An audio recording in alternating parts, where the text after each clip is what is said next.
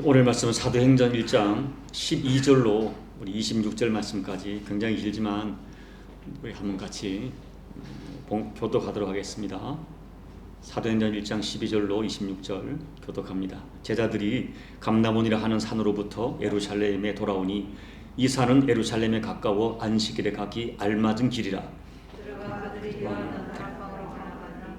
베드로, 요한, 안드레와 빌립, 도마와 바들로메, 마테오 및 알페의 아들 야고보, 셀로딘 시몬, 야고보의 아들 유다가 다 거기 있어 여자들과 예수의 어머니 마리아와 예수의 아우들과 더불어 마음을 같이하여 오로지 기도에 힘쓰더라. 모인 무리의 수가 약 120명 되니 그때 베드로가 그 형제들 가운데 일어서 이르되, 형제들아, 성령이 다윗의 입을 통하여 예수 잡는 자들의 길자대가 된 유다를 가르쳐 미리 말씀하신 성경이 응하였으니 마땅하도다. 이 사람은 본래 우리 수 가운데 참여하여 이 사람이 불의의 삭수로 밭을 사고 후에 몸이 곤두박질하여 배가 터져 창자가 다 흘러나온지라. 이 예루살렘에 사는 모든 사람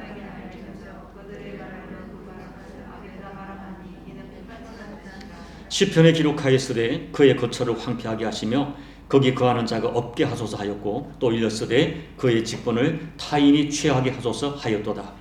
이러므로 요한의 세례로부터 우리 가운데 올려져 가시는 날까지 주 예수께서 우리 가운데 출입하실 때에 항상 우리와 함께 다니던 사람 중에 하나를 세워 우리와 더불어 예수께서 부활하심을 증언할 사람이 되게 하여야 하리라 하거늘, 그들이 두 사람을 세우니 하나는 바사바라고도 하고 별명은 유수도라 하는 요셉이요 하나는 마띠아라. 그들이 기도하여 이르되, 무사람의 마음을 아시는 주여, 이 두 사람 중에 누가 주님께 택하신 바가 되어 봉사와 및 사도의 직무를 대신할 자인지 보이소서. 유다는 이 직무를 버리고 제 곳으로 갔나이다 하고 제비보와 마띠아를 얻으니 그가 11사도의 수에 들어가니라. 아멘. 지난주 설교를 조금 앞부분 요약해서 말씀을 드리겠습니다. 여러분, 정상적으로 예수님을 믿는 사람이라면 영적인 세계를 경험하고 싶은 그런 꿈이 있어야 한다고 저는 생각합니다. 그리고 내가 섬기는 하나님께서 기뻐하시는 그런 신령한 삶을 살고 싶다 하는 소망이 있어야 합니다. 정말 구원받은 사람은 반드시 신령한 삶에 대한 갈급함이 있습니다. 여러분, 왜 그런지 아십니까? 그 이유는 너무나 명확합니다. 왜냐하면 죽었던 내 영이 살아났기 때문입니다. 영이 살아있기 때문에 영혼의 공허함을 느끼고, 영이 살아있기 때문에 영혼의 갈증을 느낍니다. 그렇지만 영이 죽은 사람은 영적인 갈증도 자책도 느끼지 못합니다. 영이 죽어있기 때문입니다. 영이 살아있는 사람은 영이 살아있기 때문에 자신의 상태에 대하여 거룩한 갈증이 있고 소망이 꿈틀거리며 살아있습니다. 그러나 여러분, 갈증을 느낀다는 것과 우리의 현실은 또 다른 문제입니다. 이미 수차례 말씀드렸지만 우리가 마땅히 그렇게 살아야 된다는 것 알고 있고 결심도 하지만, 그러나 현실은 내 그 알고 있는 바와 결심한 바대로 잘 살아내지 못합니다. 그래서 똑같은 회개가 반복되고 똑같은 죄가 다시 나를 장악하고 있음을 보면 내가 정말 예수 믿는 사람인가, 내가 정말 구원받았는가 하는 자괴감이 들면서 자기 가슴을 치고 고통하는 것입니다. 그것이 당시에 제자들의 모습이었고 오늘 우리들의 모습이라고 말씀을 드렸습니다. 그렇지만 그럼에도 불구하고 중요한 것은 오늘 저와 여러분이 주님께 올려드릴 수 있는 진실이 하나 있습니다. 비록 우리가 자주 실패하지만, 그러나 신령한 삶을 살고 싶고 주님을 기뻐하게 하는 삶을 살고 싶은 우리의 마음의 소원만큼은 진실이라는 것입니다. 마치 디베라 바닷가에서 예수님께서 베드로에게 물었어요. 요한의 아들 시몬아, 네가 나를 사랑하느냐? 여러분, 요한의 아들 시몬은 예수님을 정말 사랑했지만 예수님을 부인했어요. 현실은 부인했지만 그의 마음은 예수님 정말 사랑합니다.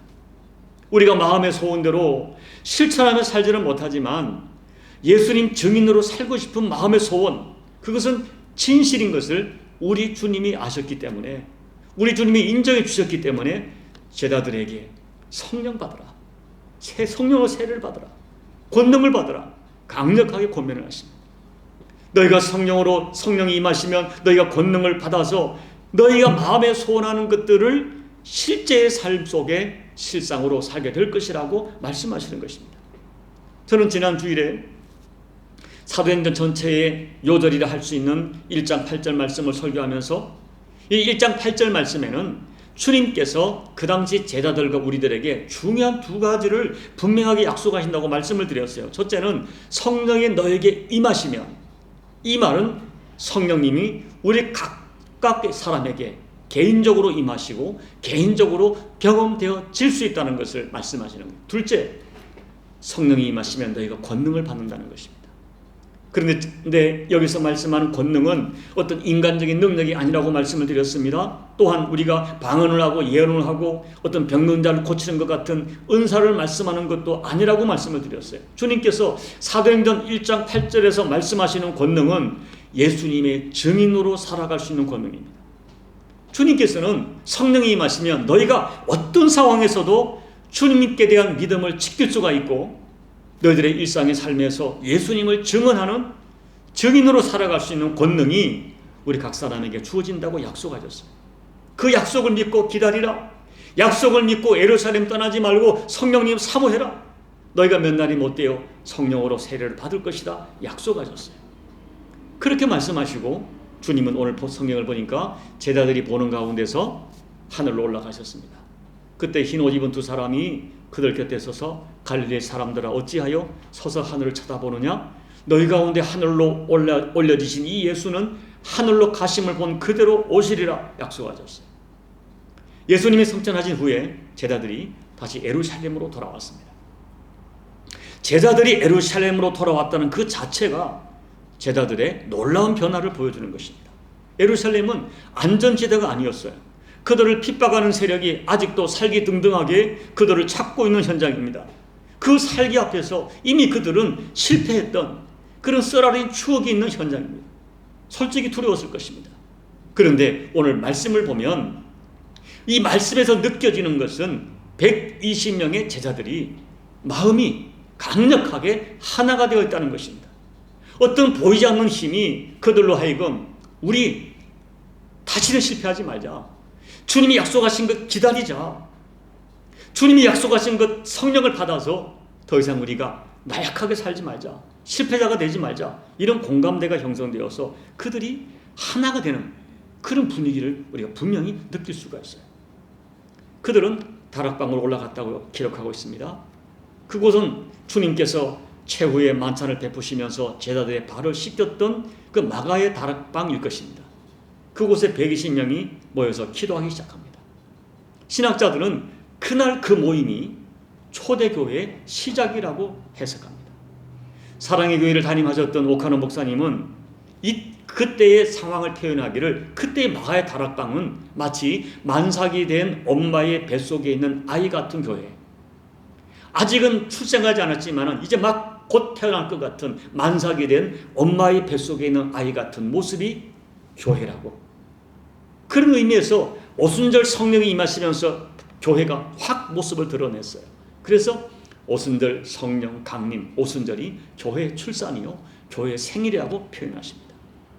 그렇게 세상의 역사를 변화시켰던 초대교회는 그렇게 시작되었어요. 드디어 성령의 임재를 간절히 기다리던 그들에게 예수님의 약속대로 성령이 충만하게 임하셨습니다. 그들은 걸어두었던 다락방 문을 박차고 나가 예수님은 그리스도요, 예수님은 부활했다고 메시아라고 담대히 증거했어요. 예수님 증거하다가 매를 맞을 때 그들은 기뻐했습니다.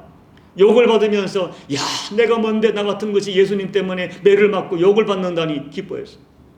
스데반 집사님 같은 경우는 돌에 맞아 죽으면서도 천사의 얼굴을 했습니다. 그들은 정말 뜨겁게 사랑했고 심지어 그토록 아꼈던 물질을 니것내 것 없이 서로가 유무상통 필요한 사람에게 나누어주는 기적이 일어났습니다. 그리고 상투적인 예배, 형식적인 예배, 그런 예배가 아니라 누가 말하지 않았는데 날마다 스스로 모여 예배를 드리고 날마다 구제하고 날마다 전도하고 날마다 기도했습니다. 결국 그들은 소수였지만 그들은 칼을 들지 않았지만 힘이 없었지만 마침내 대제국 로마를 복음으로 점령했습니다. 이것이 사도행전의 이야기입니다. 그러나 여러분 우리가 다시 한번 분명하게 주목할 것은 초대교회 성도들이 원래 그런 사람들이 아니었다는 것. 원래의 모습은 우리가 똑같이 허약한, 나약한 사람들이었다는 것입니다. 여러분, 오늘 저와 여러분 모두가, 저는 예수님의 십자가 피로 구속받아 죽었던 영이 살아난 사람이라고 저는 믿습니다. 그리고 여러분들이 영이 살아있는 사람이기 때문에 여러분들에게도 분명히 어떤 영적인 갈증이 있고 소망하는 거룩하고 신령한 꿈이 있다고 믿습니다. 그런데 우리 현실은 말씀드린 대로 내 습관 하나 변화시키지 못하고, 내 감정 하나 변화시키지 못하고, 내 성질 하나 다스리지 못합니다. 우리 각자의 어떤 사명이 있지만 그 사명을 우리의 수준과 힘으로 하나님이 기뻐하는 모습으로 감당하지 못합니다. 그래서 우리도 성령을 받아야 됩니다. 여러분들이 진심으로 예수님의 십자가에서 흘린 피가 나를 위한 대속의 피로 받아들이고 예수를 구주로 영답했다면 여러분은 이미 성령 세례 받은 사람들입니다. 우리에게 필요한 것은 예수의 증인으로 살아가는 성령으로 충만한 성령의 권능을 받는 거예요. 사도행전 2장 4절 보면 그날 그들에게 성령님이 임한 사건을 성령 충만 받았다고 기록하고 있습니다. 여러분, 역사는 반복돼요. 하나님의 약속은 2000년 전이나 지금이나 똑같아요. 하나님의 은혜를 체험하는 영적 원리도 동일해요. 그래서 우리는 오늘 본문에 소개된 영적 원리를 따른다면 우리도 초대교회 성도들처럼 성령님의 역사를 경험하게 될 수 있습니다. 여러분, 성령님은 아무에게나 아무 교회나 역사하지 않으세요.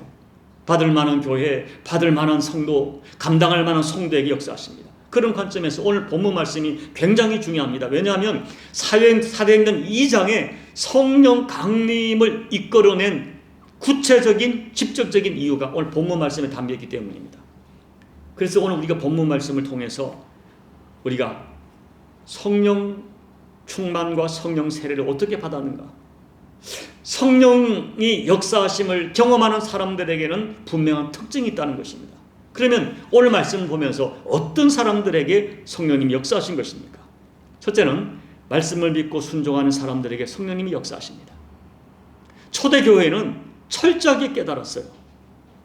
우리들의 의지와 결심으로 안 되는구나, 내 힘으로 내 결심으로 나 하나 지킬 수가 없구나, 이걸 깨달았어요. 여러분 보세요. 12제자가 누굽니까? 예수님을 가장 가까이서 직접 얼굴을 뵙고 그분의 목소리를 듣고 그분이 행하시는 수많은 기적을 직접 보면서 야, 이분은 사람일 수 없다, 이분은 하나님이시다, 메시아시다 고백하고 믿었어요. 그런데도 예수님을 끝까지 따르지 못합니다. 예수님을 정말 사랑하지만, 정말 예수님 말씀대로 살고 싶었지만 자기들의 결심으로 안 되는 거예요. 베드로를 보십시오. 나는 다른 제자는 다 버려도 나는 아닙니다, 나는 죽어도 예수님 지키겠습니다 했던 그가 예수님 3번 부인합니다. 그것이 우리들의 수준이었어요. 제자들의 수준이었어요. 제자들은 자기들의 수준을 뼈저리게 느꼈습니다. 우리의 의지로, 우리의 결심으로 나 하나 지킬 수가 없구나, 이걸 깨달았어요. 그래서 그들은 너희가 나를 떠나서는 아무것도 할 수 없다는 예수님 말씀을 진심으로 붙들었어요. 너희가 성령 세례 받아야 된다, 예루살렘 떠나지 마라, 성령 받으라, 그리해야 너희가 권능을 받아 내 증인으로 살 수 있을 것이다, 이 말씀을 간절하게 붙들었어요. 우리는 예수님 없이는 아무것도 아니다, 예수님이 약속한 성령 받지 않으면 아무것도 아니다, 이 말씀을 그들은 절실하게 붙들은 것입니다. 아마 저는 이렇게 생각해요. 그날 그들은 이 예수님의 약속을 붙들고 이렇게 기도했을 거예요. 주님, 우리는 주님 말씀처럼 주님 없이는 아무것도 할 수 없는 무력한 자들입니다. 우리는 늘 생각만 하고 결심만 하다가 끝이 납니다. 세상의 도전과 미혹 앞에 우리가 그냥 무너지고 있습니다. 약속하신 성령님이 우리에게 함께하지 않으시면 우리는 정말 아무것도 할 수 없습니다.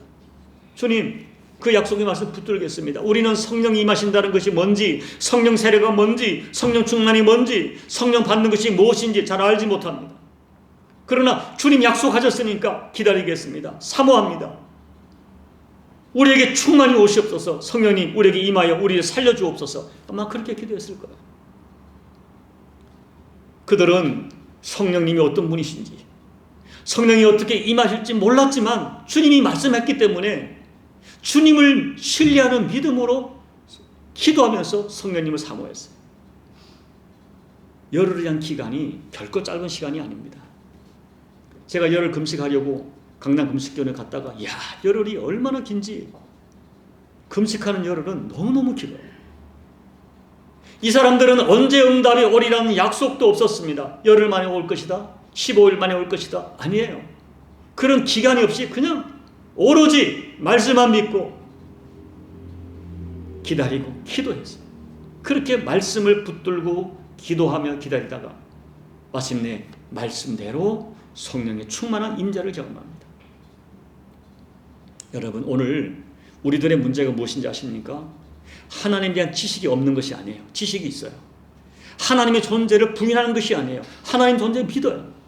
하나님 살아계시다고 믿습니다.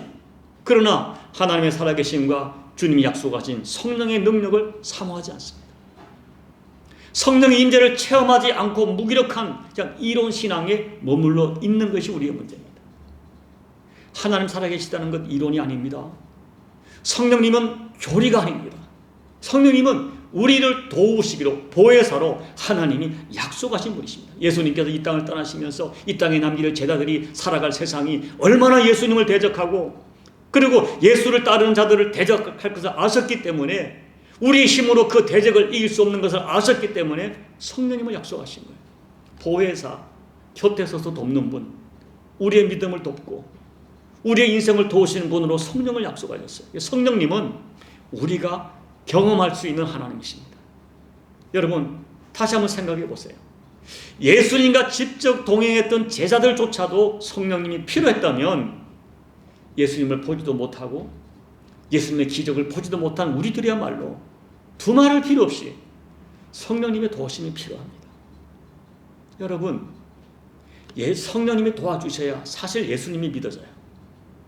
예수님을 영접할 수 있는 것은 전적으로 성령님의 역사입니다. 그리고 성령님이 나를 도우셔야 나 자신을 이길 수 있고 죄를 이길 수 있고 세상을 이기고 사명 감당할 수 있습니다. 그러므로 여러분이 진정으로 하나님이 기뻐하는 삶을 살려고 하면 오늘 이 120명의 제자들처럼 예수님 약속의 말씀 붙들어야 돼요. 순종만큼 위대한 믿음은 없습니다. 말씀에 대한 순종만큼 위대한 헌신이 없어요. 떠나지 말라 하면 떠나지 말고, 기다리라 하면 기다리고, 기도하라 하면 기도해야 하는 것입니다. 오늘 우리들에게는 성경에 대한 지식이 많은 것이 믿음이 아닙니다. 내가 알고 있는 말씀에 순종하는 것이 진짜 믿음입니다. 계산하고 따지고 토론하고 논쟁하는 곳에는 아무 역사가 일어나지 않습니다.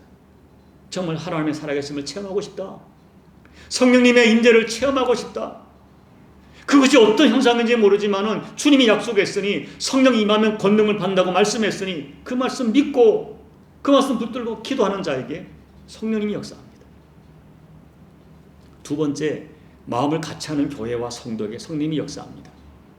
그날 다락방에 모였던 많은 남자와 여자들 그리고 예수님의 가족들까지 함께 모였어요. 그들 중에 어떤 사람은 예수님이 12제자로 특별하게 선택받고 많은 은혜를 누렸지만 예수님 부인했던 사람 베드로 있습니다. 그들 중에 어떤 사람은 과거의 신분이 정말 세상에서 쓰레기 같은 그런 사람도 있었습니다. 그런데 그들은 과거의 신분, 과거의 실패, 과거의 허물, 과거의 약점 가지고 논쟁하고 갈등하지 않았어요. 서로 비난하지 않았어요. 14절 말씀 보면 그들은 마음을 같이 했다. 그곳에 몸만 같이 있는 것이 아닙니다. 입술로만 하나가 된 것이 아니에요. 정말 그들은 예수 이름으로 하나 되었고 예수의 피로 하나가 되었고 예수님의 사랑으로 하나가 되었습니다. 그리고 예수님이 말씀하신 성령님을 기다리는 사모하는 마음으로 하나가 되었어요. 그러다 보니까 기도하는 열정까지 하나가 되었습니다. 모두가 뜨겁게 기도하는 거예요. 그리고 마침내 성령님의 임재로 이제는 그들의 영까지 하나가 되었어요. 그렇게 마음으로 하나가 되어서 뜨겁게 기도하던 그들에게 하늘이 진동하는 성령 충만 경험하게 되었습니다. 여러분, 오늘 사실 우리 교회 공동체, 저와 여러분은 예수님 때문에 이미 하나입니다. 우리는 오직 한 분, 우리 몸에는 우리는 오직 한 분, 예수의 피로 구원받았습니다. 그리고 어떤 영적인 해석으로 보면 영적인 의미에서 우리에게는 거룩하신 예수님의 피가 동일하게 흐르고 있어요. 우리 혈액형은 O형과 B형이 아니라 예수형이라고 할 수 있어요. 다 똑같은 피가 흐르고 있다. 그래서 성경은 이미 우리가 하나라고 말씀하시고 너희는 하나이니까 그 하나됨을 훼손하지 말고 하나됨을 힘써 지키라고 수없이 말씀합니다. 그런데 여러분, 죄인인 우리가 마음이 같이 하고 하나 되는 것 너무너무 어렵습니다. 부부간에, 그것도 믿음을 가진 부부, 마음이 같이 하는 것 어렵습니다. 내 뱃속에서 태어난 자식도 나와 마음을 같이 하는 것이 정말 어렵습니다. 그런데 어떻게 초대교회는 혈육도 아니고 어떻게 남녀노소 120명이 마음을 같이 하는 것이 가능했을까요? 그것은 그들이 예수님 마음으로 하나가 되어서 예수님 마음으로 서로를 바라보고 예수님 사랑으로 서로를 받아주었기 때문입니다. 서로의 실패와 연약함을 서로가 인정하면서 그 아픔과 실패를 내 것으로 받아들이면서 서로를 있는 모습 그대로 받아준 거예요. 여러분, 주님의 마음이 어떤 마음입니까? 우리 연약한 죄인된 우리를 있는 모습 그대로 받아주신 거예요. 있는 모습 그대로 우리 받아주셨어요. 그와 같은 마음으로 서로를 받았습니다. 우리 주님께서는 자신의 영광과 권리와 신분을 포기하시고 너를 살리려고 내가 죽는 희생의 마음, 십자가 지신 마음입니다. 초대교회가 예수님 마음으로 서로를 바라보기 시작하고 예수님 앞에 자기 마음을 내려놓고 하나가 되었어요. 이것이 주님이 의도하신 성경적인 성도였고 성령님이 역사하실 마음이고 그리고 우리가 이 땅에 세워가야 할 성경적 교회의 모습입니다. 여러분, 우리가 교회를 다니면서 아직도 나는 저 사람과 다르다라고 생각하면 예수님의 십자가를 경험하지 못한 마음입니다. 우리는요, 하나님 앞에 죄의 무게가 너나 나나 죄의 무게가 똑같은 죄인들입니다. 분명히 말씀드리죠. 오늘 여러분들이 그리고 우리 교회가 성령님의 역사를 경험하려면 먼저 우리 교회가 마음이 하나 되어야 됩니다. 여기 힘써 지키라 하는 말은 이를 악물고 지켜내라 하는 거예요. 이를 악물고서라도 하나됨을 지켜내라. 우리 하나됨을 파괴하려고 하는 사단의 관계, 그 관계를 정말 우리가 속지 말아야 돼요. 우리는 예수 이름으로 하나 되고 예수님 마음으로 하나가 되고 예수님 사랑으로 하나가 되고 그래서 예수님 마음으로서를 바라보는 그 마음으로 하나가 될 때 그 하나 된 그곳에 하나님이 축복하시고 성령의 임재를 경험할 수가 있습니다. 그래서 예수님께서는 하나됨을 힘써 지키라고 말씀하십니다. 셋째는 간절하게 기도하는 교회와 성도의 성령님 역사합니다. 오늘 14절 말씀, 그들은 오로지 기도했다. 오로지 기도했다. 옛날 성경은 전혀 기도했다. 이 말이 무슨 말인가 하면요, 기도에 집중했다는 것입니다. 그들은 모여서 잡담하지 않았어요. 우리 모이면 먼저 잡담합니다. 그들은 모여서 영혼에 무익한 아무 유익이 없는 세상 정치 이야기 하지 않았어요. 목사님들도 모이면 축구 얘기하고 골프 얘기합니다. 얘기하다 보면 야, 여기 내가 왜 있지 하는 생각이 들 때가 있어요. 물론 그런 얘기도 필요하죠. 여러분, 이 사람들은 지금 자신들의 영적인 상태에 대하여 너무 절박했어요. 지금 다른 이야기, 잡담할 그런 상황이 아닙니다. 우리의 문제가 뭔지. 여러분, 그들은 오늘 자신들의 문제에 너무 절박하기 때문에 전혀 기도에 집중했어요. 여러분, 오늘 우리 많은 분들이 기도를 안 하는 것도 문제지만 기도에 절실하지 않습니다. 왜냐하면 기도하지 않아도 하나님 도우심이 없어도 살만하다고 생각하기 때문입니다. 그런데 우리가 오늘 본문의 기도를 보면서 하나 알아야 될 진실이 있어요. 자, 여러분, 오늘 이 기도는 120명의 기도는 주님의 말씀에 대한 순종의 행위였다는 것. 다시 말하면 그들의 기도는 자기들의 어떤 욕심을 이루는 통로가 아니었어요. 자기들의 소원을 따라 하는 기도가 아니었어요. 자기들의 필요를 따라 하는 기도가 아니었어요. 오늘 이 기도는 예수님께서 그들에게 명령하셨어요. 예루살렘 떠나지 말라. 성령의 임재를 삼하며 기도해라. 여러분, 오늘 이 오순절에 오신 성령님은 원래 약속된 것이었지만은 성도들의 기도를 통해서 오셨어요. 그러면 여기서 기도는 뭔가? 이 기도는 하나님의 뜻을 이루는 통로로서의 기도였습니다. 그래서 우리는 이 기도를 생각할 때 기도라는 것이 나의 필요가 있을 때만 아버지께 구한다는 개념이 아니라 기도를 우리가 사역으로 받고 사명으로 받아야 됩니다. 기도는 나를 살리고 이 세상의 도전 앞에 나를 살리고 내 가족을 살리고 교회를 살리는 거룩한 사역입니다. 우리 기도를 우리가 사명적 의미로 기도해야 돼요. 이렇게 볼 때 기도는 해도 되고 안 해도 되는 선택사항이 아니라 하나님의 사람이라면 반드시 기도해야 되고 특별히 교회에서 사명을 가진 사명자는 반드시 기도해야 됩니다. 성령의 능력을 구해야 됩니다. 내 생각, 내 소견 내려놓고 성령의 다스려 주시기를 기도해야 됩니다. 열흘 동안 이 초대 교회는 시시하게 기도하지 않았어요. 정말 열흘 동안 오로지 기도했어요. 기도에 생명을 걸었고 기도에 땀을 흘렸고 가슴을 치고 허리를 졸라매며 기도했을 거예요.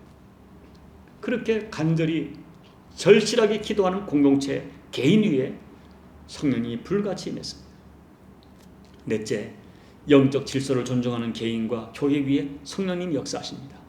자, 오늘 본문을 보면 그들은 열흘 동안 기도만 한 것은 아니었어요.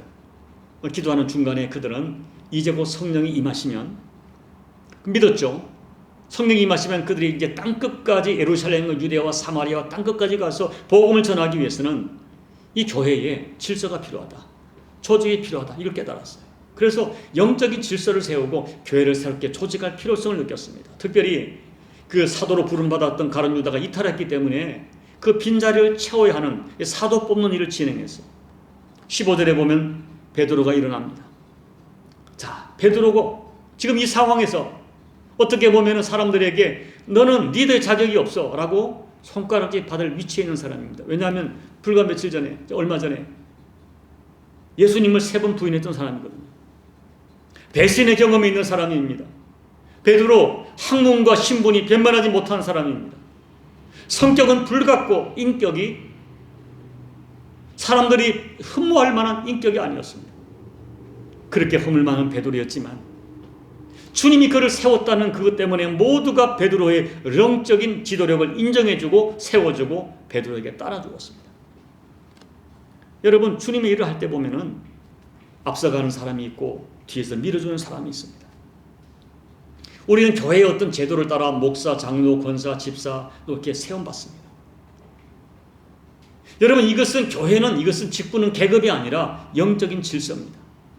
하나님께서는 질서를 소중하게 취급합니다. 여러분, 구약교회를 보십시오. 광야교회부터 하나님께서 세운 어떤 리더들, 그 리더십, 그 질서를 하나님은 굉장히 존중하세요. 그래서 이 공동체의 질서를 존중하는 사람을 하나님께서 존중해 주시고 공동체의 질서를 허무는 사람은 하나님도 허물어 버리십니다. 오늘 이 교회가 또 개인이 어떤 공동체의 질서 소중히 여기고 가정에서 남편과 아내, 부모와 자녀, 또 이런 관계, 또 교회, 학교, 사회 어디든 질서를 하나님이 세운 질서를 소중히 여기는 그 사람을 하나님께서 귀하게 보십니다. 이제 말씀을 여러분 정리합니다. 여러분 다시 한번 생각해 보십시오. 예수님의 제자들은 예수님을 따르기 위하여 사실 그들은 가족까지 버리는 결단을 했던 사람들입니다. 그러면서 3년 동안 예수님과 같이 먹고 마시고 잠자고 예수님 가르침 직접 받았고 예수님 행하신 그 모든 기적과 그 역사를 심지어 예수님의 십자가 죽음을 보았고 예수님의 부활을 친히 목격했던 그런 사람들입니다. 그런 사람들에게 오순절이 필요했다. 그들에게 성령 충만 필요했다면 우리들 당연하게 성령님이 필요합니다. 제자들조차 성령 받아야 자기를 이기고 성령 받아야 세상을 이기고 성령 받아야 사명을 온전히 감당할 수 있었다면 우리들은 당연하게 아니 더 절실하게 성령 충만 받아야 됩니다. 이 성령의 역사 없이는 아무것도 할 수가 없습니다.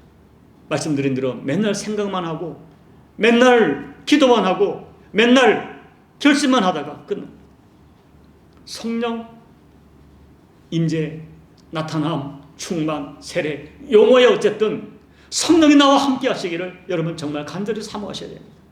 정말 바르게 예수님 믿으라면 정말 예수님답게 섬기려면 여러분, 성령 충만 받아야 됩니다.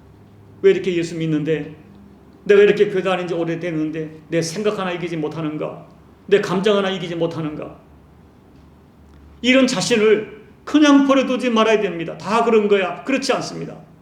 여러분, 우리가 교회 사역을 하면서도 기쁨이 없고, 여전히 교회 일을 하면서도 싸납고 비판적이고 점점 관계가 복잡해지는 자신들을 그냥 두지 말아야 됩니다. 자신의 상태에 대해서 거룩한 분노도 느끼고 거룩한 갈증을 느끼면서 성령님 사모하셔야 됩니다. 내 개인의 오순절을 사모하고 기도해야 됩니다. 이렇게 절실하게 기도하다가 오늘 약속하신 성령의 개인의 오순절을, 우리 다음 주 2장에 가면 성령이 임재하시는데 그와 같은 오순절을 경험하시는 저와 여러분이 되시기를 예수님 이름으로 축복합니다. 아멘. 우리 말씀을 생각하면서 함께 기도하겠습니다. 여러분, 정말 우리들에게 성령의 역사가 필요합니다. 오늘 이 제자들처럼 우리가 얼마나 자주 실패합니까?